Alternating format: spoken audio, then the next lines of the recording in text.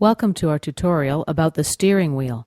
Autodesk 2009 has a new feature called the steering wheel. We activate the wheel by clicking on this icon here.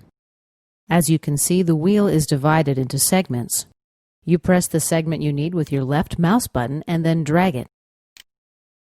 Right-clicking gives us a contextual menu. This will help us customize the wheel. I'll select Full Navigational Wheel.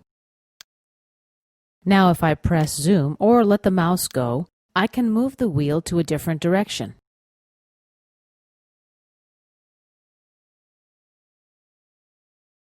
If I press on this section here, I get the pan tool.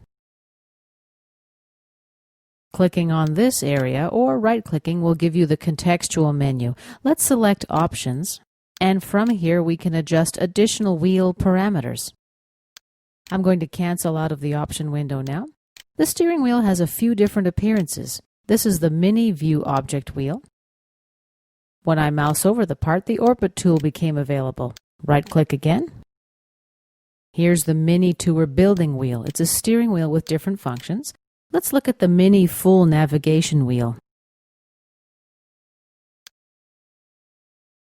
Let's put the center up here. Okay, the contextual menu also gives us a few versions of the whole wheel that I want to take a look at now. Here's the basic view object wheel. The last option I want to cover is Rewind. Now we can move to a previous view of our part. To close the wheel, click on the X in the upper right corner, or right-click and choose Close Wheel.